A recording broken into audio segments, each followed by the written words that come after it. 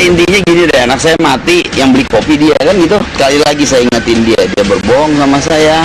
Saya bilang anak saya minum kopi meninggal. Kamu minum apa? Minum air mineral katanya. Saya disudutkan ya, tapi kan saya juga udah keluar dan ngomong apa adanya. Tapi saya serahkan ke polisi saja. Kita beralih ke kabar lain, pemirsa. Mendiang Wayan Mirna Salihin kembali mendatangi Direktorat Reserse Kriminal Umum Polda Metro Jaya. Kedatangannya untuk memberikan keterangan lanjutan mengenai berkas acara pemeriksaan kepolisian kasus kopi yang mengandung sianida. Enggak juga. Sudah lebih 3 pekan pasca kematian Wayan Mirna Salihin, polisi masih belum menetapkan tersangka dalam kasus racun sianida di dalam cangkir kopi yang diminum Mirna 6 Januari lalu di sebuah kafe di Grand Indonesia, Jakarta. Darmawan Salihin, ayah Mirna, hari Kamis masih diminta polisi memberikan keterangan lanjutan untuk melengkapi berkas acara pemeriksaan kepolisian. Ayah mendiang Mirna datang ke Polda Metro Jaya sejak Kamis pagi. Ia mengaku memberi keterangan tentang apapun yang ia tahu yang mungkin dianggap oleh polisi bisa membantu menangani kasus kematian Mirna. Meski polisi belum juga menetapkan tersangka, ayah korban menilai polisi bekerja profesional. Ia berharap polisi cepat menangkap pelaku pembunuhan terhadap putrinya demi tegaknya hukum di Indonesia dan tidak ada lagi korban lain ke depannya. Sementara itu, saksi kunci Jessica Kumala Wongso kembali menegaskan bahwa ia tidak menyembunyikan apa-apa di rumahnya. Kuasa hukum Jessica bahkan menyatakan bersedia jika polisi menangkap Jessica, asalkan ada barang bukti yang kuat. Saksi serta teman mendiang Mirna, Jessica Kumala Wongso, mengaku siap jika polisi kembali menggeledah rumahnya.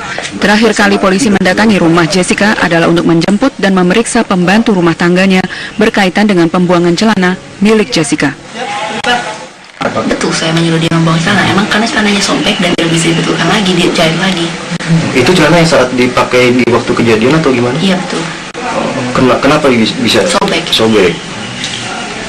Pihak Jessica menilai penggeledahan kembali tidak perlu karena rekaman CCTV di kafe sudah cukup membuktikan posisi Jessica. Celana itu bukti apa?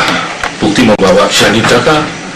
Bukti apa terhadap perbuatan ini? Ya, itu di durasi CCTV di kafe Oliver itu apa kurang bukti? 15 menit dari kopi datang, apakah ada perbuatan Jessica menaruh racun begini? Itu yang harus dia ya. Kalau Jessica menaruh racun begini, berarti Jessica tangkap saja. Dalam penyidikan kasus kematian Wayan Mirna Salihin, polisi telah mendatangi rumah Jessica 3 kali, yaitu untuk penggeledahan pada 10 Januari lalu, kemudian 2 kali untuk memeriksa pembantu rumah tangganya. Bentar, Jessica. Ya, pemirsa, tidak hanya memeriksa teman dekat dan keluarga Mirna, hari ini penyidik di Treskrimum Polda Metro Jaya juga meminta keterangan Guru Besar Psikologi Universitas Indonesia, Sarlito Wirawan, sebagai saksi ahli. Sarlito mengungkapkan penyidik telah mengantongi bukti signifikan berdasarkan analisis psikologis. Di Sersel untuk menjadi saksi ahli, ya, untuk kasus Wayan Mirna ya namanya, Wayan Mirna, kesaksian dan saya laporkan pada berita acara. Udah. Kesaksiannya terkait apa, dok? Ya terkait alat-alat bukti itu, alat buktinya. Dan menurut pendapat saya sudah cukup baik lah, cukup signifikan. Alat bukti apa? Bapak sudah firm dengan alat bukti yang... Alat buktinya signifikan, itu aja. Buktinya signifikan itu apa, Prof? Majukan ke kejaksaan tidak, Prof, ini kasus? Alat buktinya sudah signifikan, terserah pada Kadin untuk melanjutkan di P21 apa tidak. Alat buktinya apa, Prof, yang signifikan? Alat buktinya ada beberapa. Contohnya? Yang tentunya terkait dengan psikologi bidang saya. Pak, sudah ada gambaran keterangan saksi ya, Pak? Belum ada, saya belum bisa sampaikan. Pak, alat buktinya keterangan saksi? Belum bisa saya sampaikan juga. Pak, signifikannya sudah bisa untuk menetapkan tersangka maksudnya, Pak? Harusnya. Itu terserah pada beliau, bukan saya yang menetapkan tersangka. Ya, pemirsa, hingga saat ini polisi sudah memeriksa 9 orang saksi untuk mengungkap kasus kematian Wayan Mirna Salihin. Selain 2 teman Mirna yang berada di lokasi kejadian, polisi juga telah memeriksa pegawai kafe Olivier dan keluarga Mirna.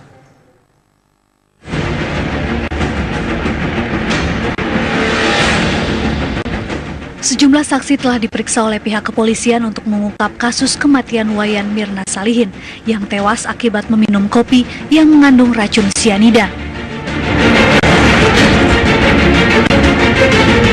8 Januari 2016, polisi memeriksa 4 pegawai Cafe Olivier sebagai saksi. Mereka adalah Marwan, Rangga, Yohanes, dan Agus. Selang 2 hari kemudian, polisi memeriksa Jessica Kumalawongso, salah seorang teman Mirna yang berada di lokasi kejadian. Jessica adalah orang yang datang lebih dulu ke Cafe Olivier dan memesankan minuman es kopi Vietnam untuk Mirna. Kopi itu belakangan diketahui mengandung racun sianida. Teman kuliah, ya waktu di sana ya kita sering belajar belajar sama-sama gitu kan, terus pergi makan, pergi ngafe di sana ya teman-teman biasa lah, teman-teman kuliah ya halnya ya gitu aja pergi sama-sama di situ ya. Iya. Ada berbeda atau ada motif cinta sedikit lah sakit hati atau apa? Itu saya ketawa kalau ada. Soalnya saya sakit lambung dan saya diperingatin sama masnya yang sebelumnya itu kalau ini kopinya strong banget, jadi saya langsung coba.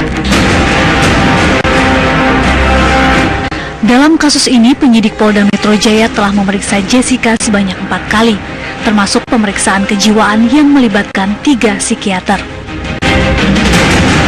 Polisi juga telah memeriksa Hani, rekan Mirna lainnya yang berada di lokasi kejadian. Hani merupakan sosok yang sempat mencicipi kopi yang diminum Mirna. Namun berbeda dengan Jessica, Hani enggan memberikan keterangan apapun mengenai proses pemeriksaan. Dalam kasus ini, polisi juga memeriksa keluarga Mirna sebagai saksi. Mereka adalah suami Mirna, Aris Sumarko, dan ayah Mirna, Darmawan Salihin. Saya jelasin semuanya ya, tapi lancar aja.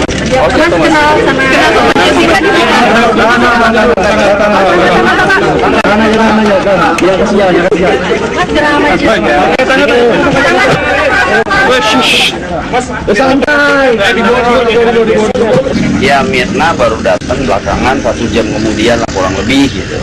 Itu aja yang saya tahu. Mirna datang sama siapa Pak ke sana? Apa diantar dengan? Enggak, nunggu si Hani. Tapi suaminya tahu nggak Pak? Suaminya yang nganterin. Kenal nggak Pak sama Jessica? Tidak kenal, setelah Mirna meninggal baru saya tahu di rumah sakit. Polisi pun mengamankan pembantu rumah tangga Jessica berinisial SR. SR mengaku diminta membuang celana panjang yang dikenakan majikannya di hari kematian Mirna. Kasih kunci.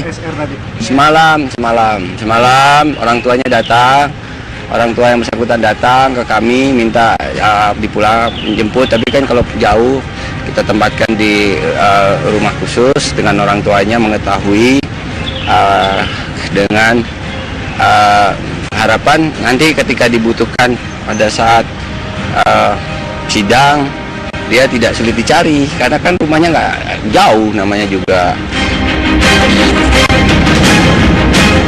Tak hanya memeriksa saksi fakta, polisi juga meminta keterangan sejumlah saksi ahli.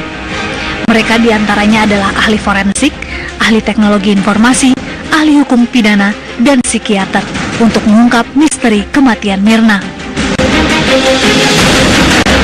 Membunuh Mirna. Nah, saya sedang memegang sebuah komik Detektif Conan.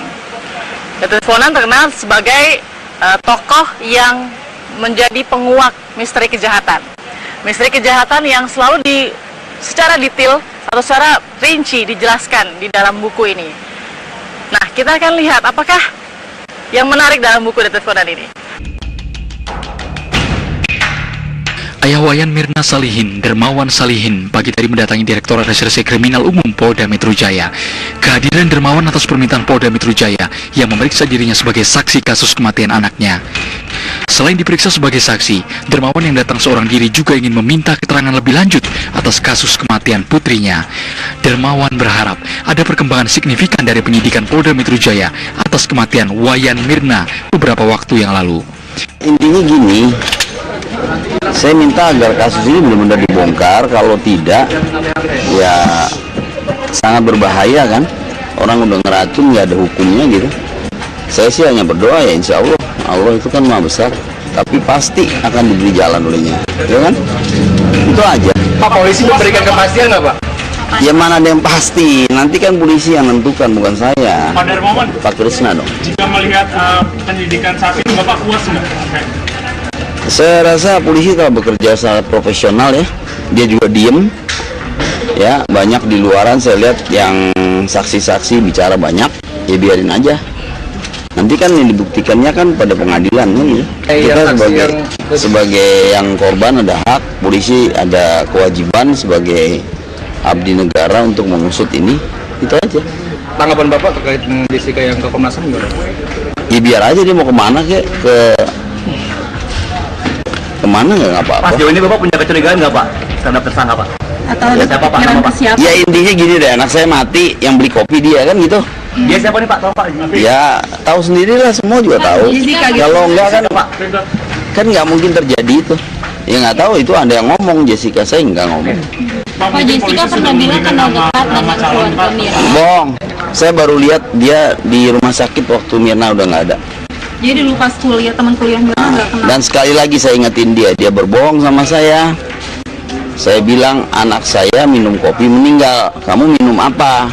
Minum air mineral katanya. Ya udah itu aja. Bisa dibayangkan aja ya. Permisi. Ya.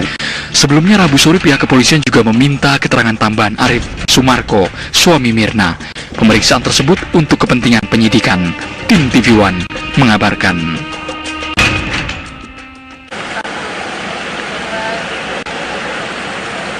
Baik, itu adalah tuntutan dari pihak keluarga, khususnya ayah dari almarhum Mirna, untuk menguak siapa sebenarnya, siapa pembunuh Mirna dalam petakan secangkir kopi. Nah, di sini ada komik yang tadi saya ceritakan. Inilah komik soal detektif, perjalanan detektif yang menguak kejahatan, menguak tindak-tindak detil kriminal, apa motifnya, apa modusnya.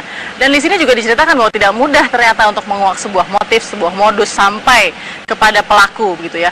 Kalau dilihat di sini ada sebuah cerita dalam komik ya, bahwa ada korban di sini yang terjatuh saat menonton drama, tiba-tiba menggelepar. Nah, ini diketahui menggelepar karena meminum suatu cairan. Disinilah kemudian ada dugaan, benar tidak penyebab kematiannya adalah kalium sianida.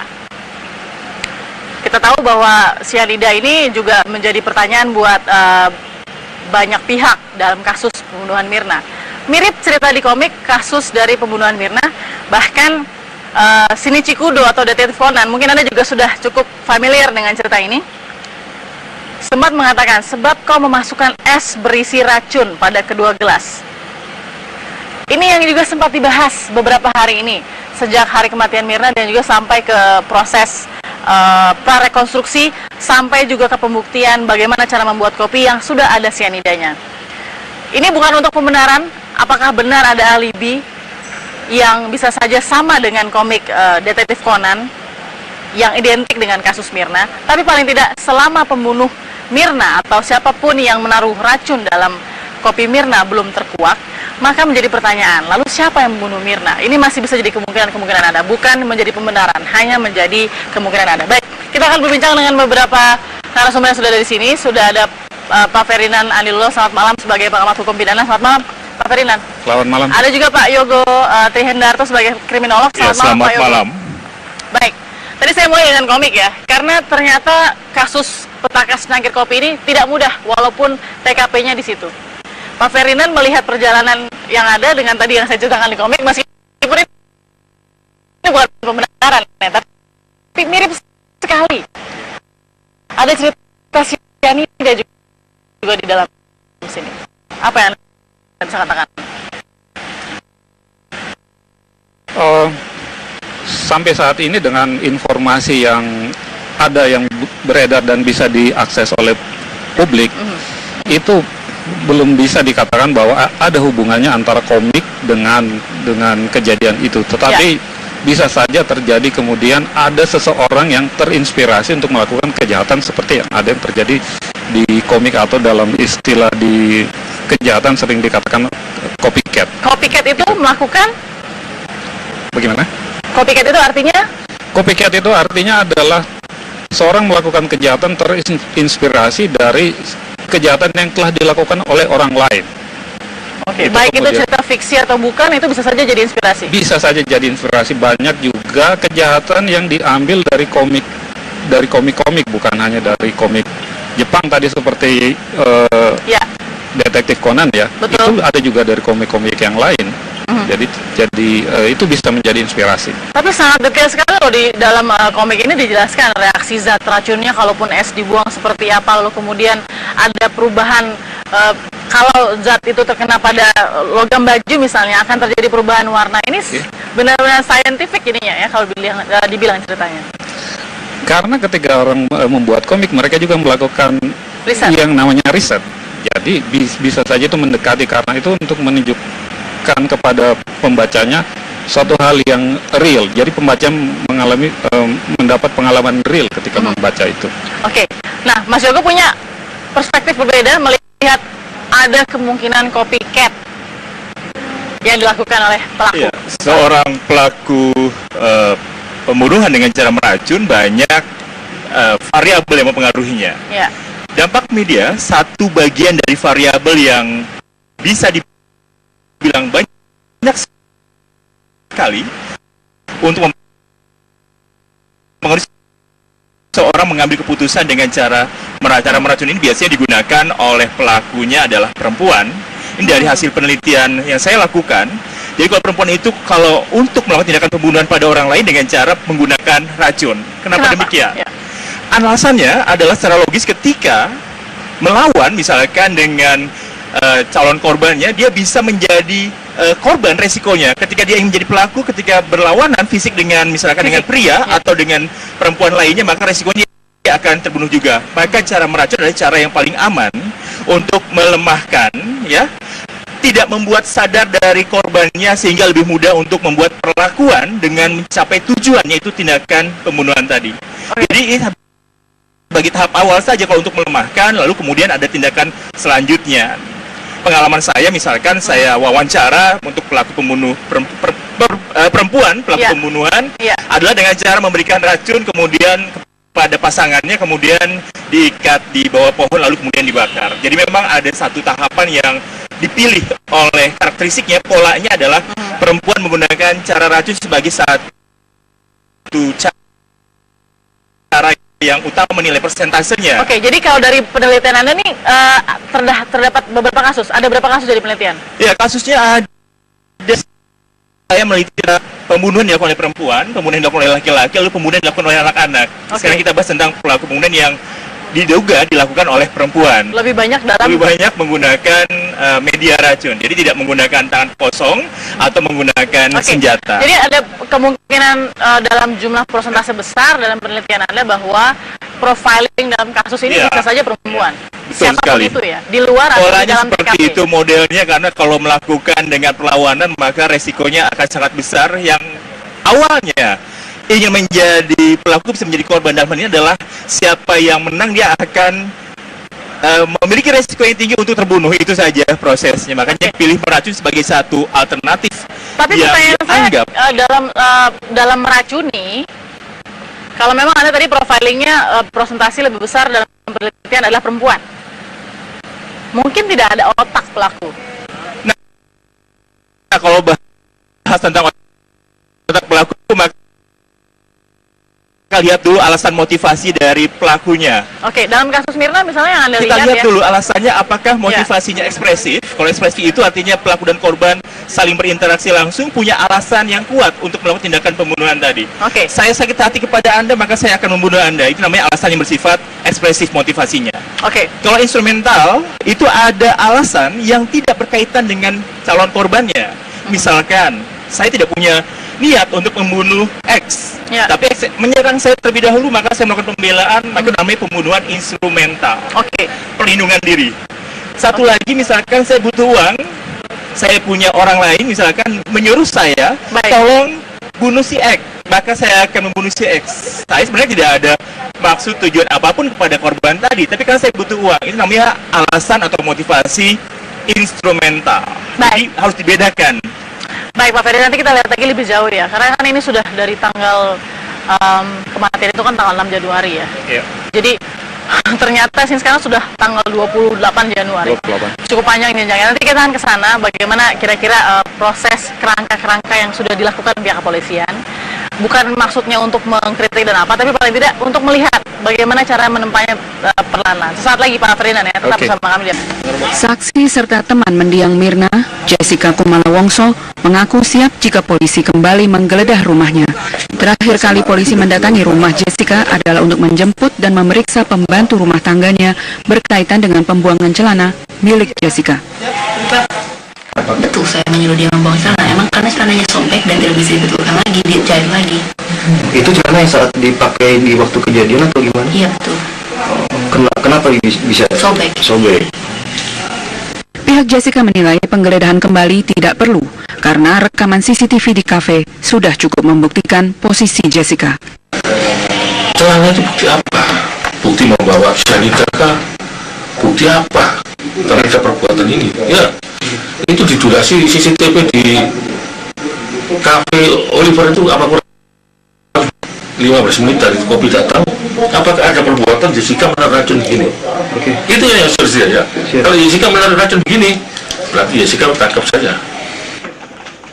Kasus kematian Mirna Salihin, polisi telah mendatangi rumah Jessica 3 kali, yaitu untuk penggeledahan pada 10 Januari lalu, kemudian 2 kali untuk memeriksa pembantu rumah tangganya. Bentar Jessica. Dari Jakarta, Novi Zakaria, TV One mengabarkan. Ya intinya gini, saya minta agar kasus ini benar-benar dibongkar. Kalau tidak, ya sangat berbahaya kan. Orang udah ngeracun, nggak ada hukumnya gitu. Saya sih hanya berdoa ya, insya Allah, Allah itu kan maha besar, tapi pasti akan diberi jalan olehnya, ya kan? Itu aja. Pak, polisi memberikan kepastian nggak Pak? Ya mana ada yang pasti, nanti kan polisi yang menentukan, bukan saya. Pak Darmawan, Pak Krisna dong. jika melihat penyidikan saat ini, Bapak puas nggak? Saya rasa polisi telah bekerja sangat profesional ya. Dia juga diem. Ya, banyak di luaran saya lihat yang saksi-saksi bicara banyak, ya biarin aja. Nanti kan yang dibuktikannya kan pada pengadilan kan gitu. Kita sebagai yang korban ada hak, polisi ada kewajiban sebagai abdi negara untuk mengusut ini. Itu aja. Tanggapan Bapak terkait dengan Jessica yang ke Komnas HAM gimana? Ya biar aja dia mau kemana kek, kemana ya nggak apa-apa. Pas jauh ini Bapak punya kecurigaan nggak Pak terhadap tersangka Pak? Atau siapa Pak? Nama Pak? Ya intinya gini deh, anak saya mati, yang beli kopi dia kan gitu. Dia siapa nih Pak? Tahu Pak? Ya tahu sendiri lah, semua juga tahu. Kalau enggak kan nggak mungkin terjadi itu. Ya nggak tahu, itu ada yang ngomong, Jessica, saya nggak ngomong. Pak Jessica pernah bilang kenal dekat dengan keluarga Mirna. Bohong, saya baru lihat dia di rumah sakit waktu Mirna udah nggak ada. Jadi dulu pas kuliah, teman kuliah Mirna nggak kenal. Dan sekali lagi saya ingetin dia berbohong sama saya. Saya bilang anak saya minum kopi meninggal. Kamu minum apa? Minum air mineral katanya. Ya udah itu aja. Bisa dibayangkan aja ya. Permisi. Ya, makasih ya. Assalamualaikum. Baik, hari ini ayah dari almarhum Mirna atau korban datang lagi ke Mapolda Metro Jaya. Ya pastilah ingin memfollow up bagaimana kejelasan kasus anaknya. Tapi Pak Ferdinand, alur yang dijalankan oleh pihak kepolisian dalam menangani ini sudah benar atau belum? Secara textbook sudah betul.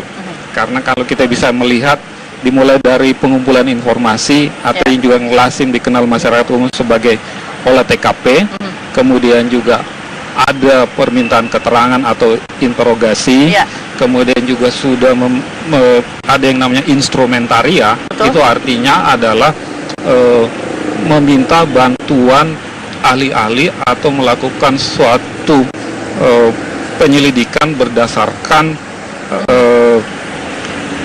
cara-cara ilmiah, saintifik. Itu sudah dilakukan. Dan kemudian juga mencari alat-alat bukti yang lain. Ada catatan nggak? Ada missing link nggak yang Pak Ferdinand lihat? Missing linknya adalah belum kelihatan benang merah antara instrumen kejahatan, yaitu kopi yang berisi cyanida dengan siapa pelakunya. Dan itu penting, sangat penting. Kalau tidak diketemukan akan ada efek dalam kasus ini. Sangat penting, ini kasus akan berhenti. Kalau tidak ada pelakunya, tidak bisa diketemukan benang merah itu tidak akan jalan kasus ini. Mas Yogo, 3 kali sudah ada penggeledahan di rumah salah satu saksi dan juga teman dari Mirna. Lalu kemudian barang bukti sudah disita, belasan saksi sudah diperiksa. Wawancara khusus dan tidak juga semuanya sudah dilakukan. Tapi ternyata ini tidak semudah hanya mengambil satu hal saja dalam hal yang banyak. Apa sih sebenarnya yang miss juga, yang mungkin pada saat itu tidak dilakukan oleh pihak kepolisian kalau bagi Anda? Ya, rekonstruksinya harus bisa mengumpulkan data-data dan fakta yang sahih, sehingga bisa dibuat satu proses penuntutan. Tadi kita lihat penjelasan dari Pak Ferdinand menjelaskan memang ada kesulitan dari pihak kepolisian untuk membuktikan siapa tadi katanya pelakunya. Bisa saja berhenti loh kasusnya.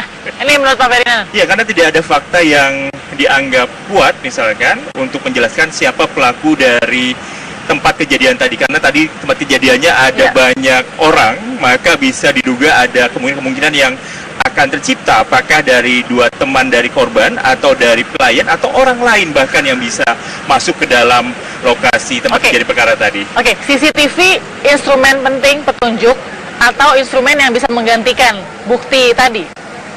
CCTV sebagai satu bukti yang utama bisa menjelaskan jika kameranya misalkan memberikan satu penjelasan atau gambaran yang sangat detail dari pelaku tadi, apakah memang memberikan dengan secara sengaja atau tidak rekaman tadi, itu akan terlihat detail. Tapi masalahnya jika tidak terlihat atau terhalang oleh benda sesuatu, maka akan kembali merumitkan polisi untuk menetapkan siapa tersangka sebenarnya. Jadi memang sangat hati-hati sekali polisi ketika mengumpulkan bukti-bukti yang kuat yang bisa ditujukan pada satu orang pelaku atau beberapa orang pelaku, maka itu memang harus hati-hati sekali. Memang tidak bisa. Jadi bagi Anda, jika memang instrumen CCTV penting nih, berarti harus terlihat dari CCTV itu. Ini ada nggak yang menuangkan racun begitu? Ada gestur atau body language yang... Iya. Tapi kalau tidak ada? Nah, itu masalahnya kembali, maka harus dibuktikan, diverifikasi dengan bukti-bukti lainnya. Tadi salah satunya misalkan kopi yang digunakan, kemudian gelas sisa minum tadi, atau bahkan percikan-percikan yang bisa digunakan polisi untuk mengidentifikasi bukti apa yang tersisa atau tertinggal, karena kejahatan itu pasti meninggalkan satu sisa walaupun sangat sedikit. Kita ingat Keramsin kan juga tidak terlalu steril pada saat itu. Iya, lokasinya memang harusnya memang sangat cepat barang sekali. Barang bukti pun sudah dipindah-pindahkan, begitu kan. Nah, baik, saya ingin ke Pak Ferdinand. Pak Ferdinand punya pengalaman juga di bidang penuntutan ya Pak ya. Nah, penuntutan ini kan baru-baru ini kan polisi juga menggandeng berkonsultasi sebagai mitra dengan Kejati begitu ya. Iya, betul. Bagaimana dalam proses ini? Anda bisa lihat apa dari kerjasama yang dilakukan? Harus diperhatikan bahwa perkara itu tidak selesai di kepolisian. Perkara itu harus selesai di pengadilan. Yang membawa perkara itu ke pengadilan itu adalah jaksa. Oleh karena itu, jaksa harus punya keyakinan bahwa struktur perkara itu sangat kuat, sehingga dengan demikian mereka punya keyakinan bahwa perkara ini akan berhasil. Jadi fungsi jaksa itu adalah akan menjadi penyaring di sini. Kalau yang kita lihat kemarin hari Selasa itu gestur yang ditunjukkan oleh jaksa itu menunjukkan bahwa strukturnya itu belum kuat. Artinya lemah. Bedanya kurang dan lemah apa Pak Ferdinand dalam sebuah pembuktian atau mungkin mengumpulkan untuk penuntutan misalnya? Kalau kurang itu kita tinggal mencari alat-alat bukti atau barang bukti yang bisa memperkuat. Kalau lemah itu strukturalnya lebih susah untuk diperbaiki daripada kurang. Bahkan kalau lemah itu ada kemungkinannya adalah harus direstrukturisasi, distruktur ulang perkara. Artinya itu diulang dari awal begitu atau gimana? Itu harus diulang karena kan itu harus dilihat alurnya. Apakah alurnya betul atau tidak? Kalau alurnya tidak mengarah ke situ, itu harus diulang. Di ujung telepon juga sudah tersambung dengan kita ya, Pak Ferdinand, Pak Yoga, Direktur Kriminal Umum Polda Metro Jaya, Kombes Krisnamurti. Selamat malam, Pak Krisnamurti. Selamat malam, Pak Pagi.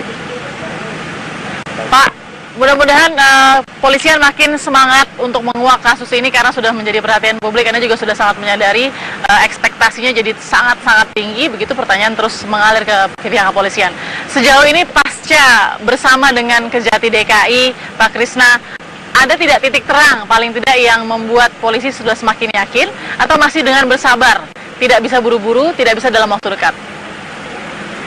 Jadi memang kalau informasi sekilas potong-sepotong akhirnya dibaca oleh publik seolah-olah polisi dalam penyidikan kasus ini belum mendapatkan apa-apa.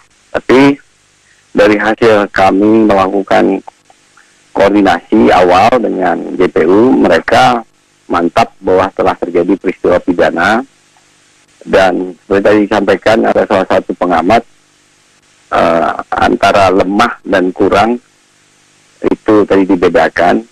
Kalau demikian silahkan saja, karena memang yang beliau tangkap dari pemberitaan ya seperti itulah. Tapi kami punya fakta-fakta yang kami hanya bisa sodorkan kepada pihak-pihak tertentu, dan nanti pada saatnya akan dibuka di peradilan.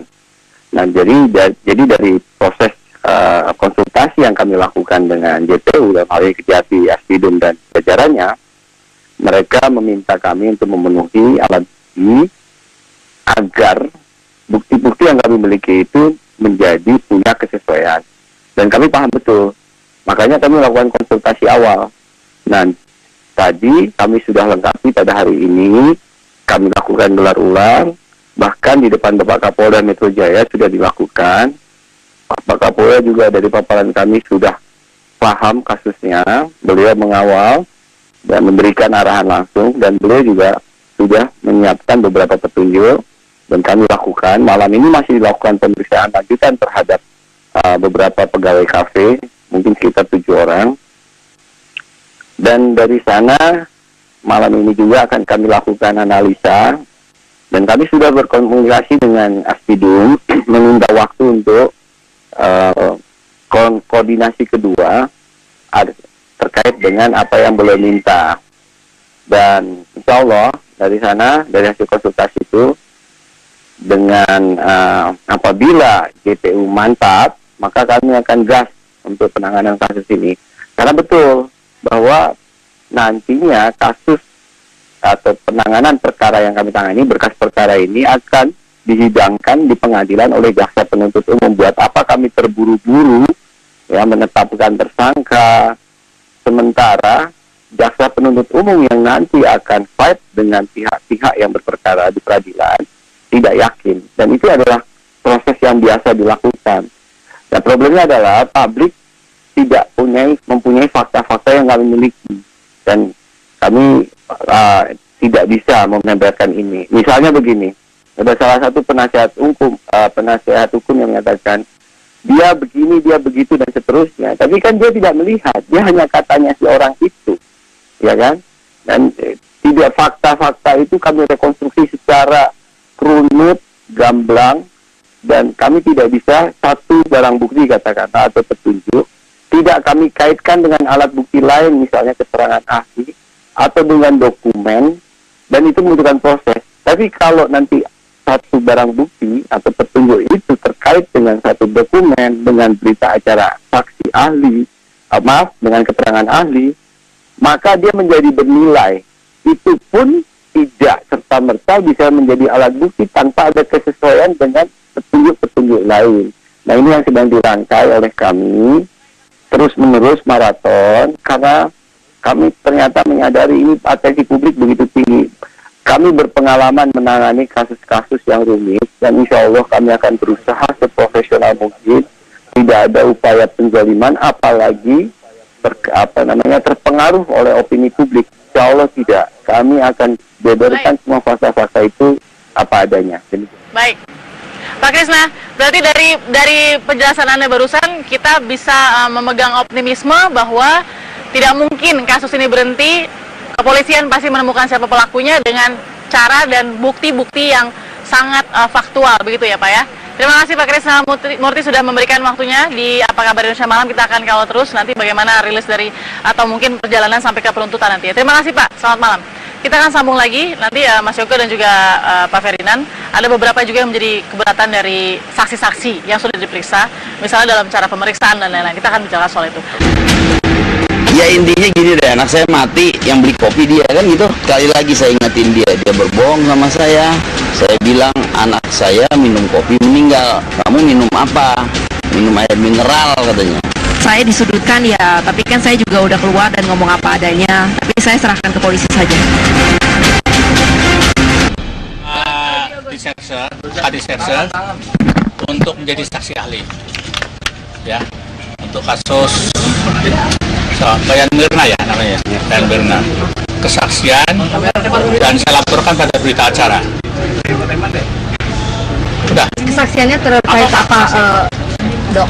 Prof? Ya terkait alat-alat bukti itu apa alat buktinya. Dan menurut pendapat saya sudah cukup baik lah, cukup signifikan. Alat bukti apa? Bapak sudah firm dengan alat-alat bukti yang Alat buktinya signifikan, itu aja. Prof, kira-kira itu sudah bisa dimajukan ke kejaksaan tidak, Prof, ini kasus? Alat buktinya sudah signifikan, terserah pada Kadin untuk melanjutkan di P21 atau tidak. Alat buktinya apa, Prof, yang signifikan? Alat buktinya ada beberapa. Contohnya? Yang tentunya terkait dengan psikologi bidang saya. Pak, sudah ada gambaran calon saksi ya, Pak? Belum ada, saya belum bisa sampaikan. Pak, alat buktinya keterangan saksi. Belum bisa saya sampaikan juga. Pak, signifikannya sudah bisa untuk menetapkan tersangka maksudnya, Pak? Harusnya. Itu terserah pada beliau, bukan saya yang menetapkan tersangka.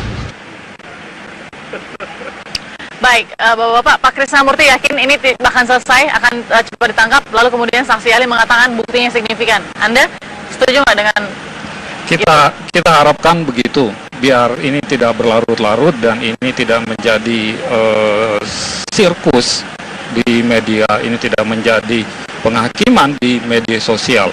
Oleh karena itu harus tetap kita ingat bahwa ini adalah tragedi dan ini adalah tragedi di ranah hukum.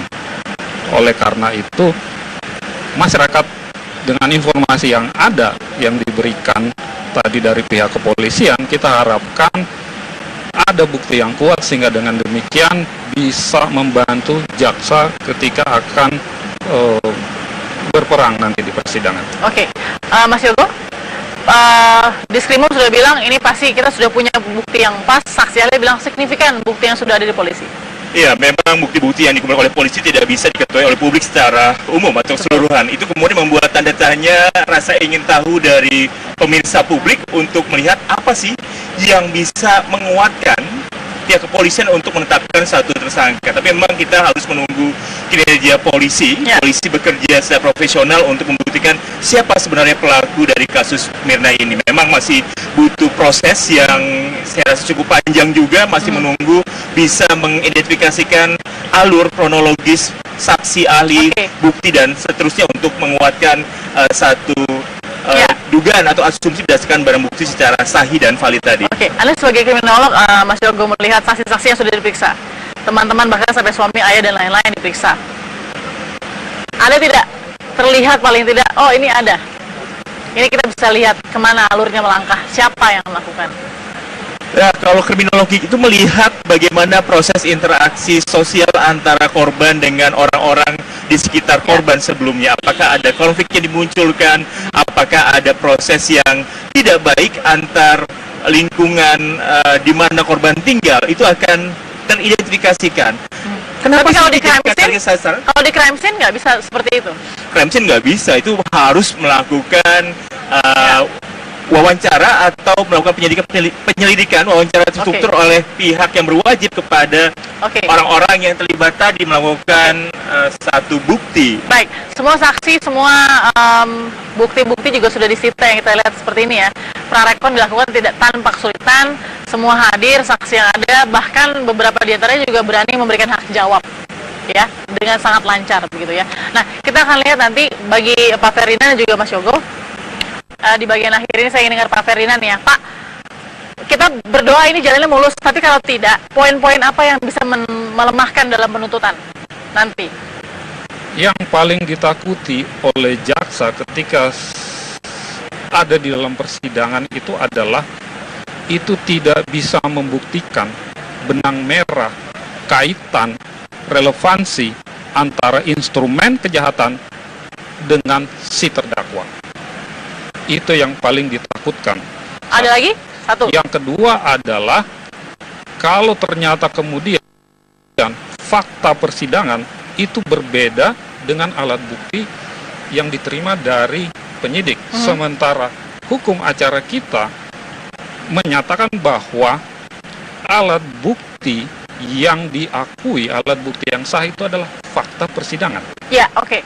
Dan kalau terjadi alat bukti yang kemudian itu direkayasa, itu akan berbahaya buat jaksa. Oleh karena itu, ada kasus Pak pada saat pengalaman Anda dulu alat bukti direkayasa misalnya.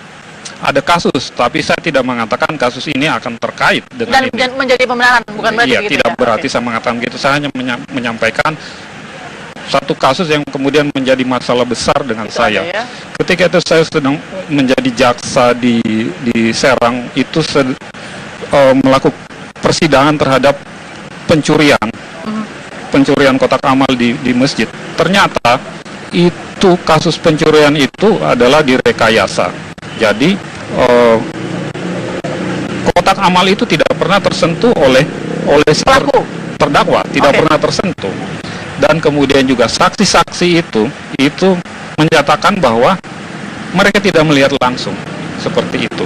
Dan itulah yang masuk ke pengadilan. Oleh karena itu, kalau dikaitkan dengan perkara ini, tentu kita berapresiasi kepada polisi karena dari awal sudah mau berkoordinasi dengan Kejati ya. Dengan Kejati, dengan demikian hal-hal seperti kemungkinan rekayasa dan lain-lain bisa diminimalisir.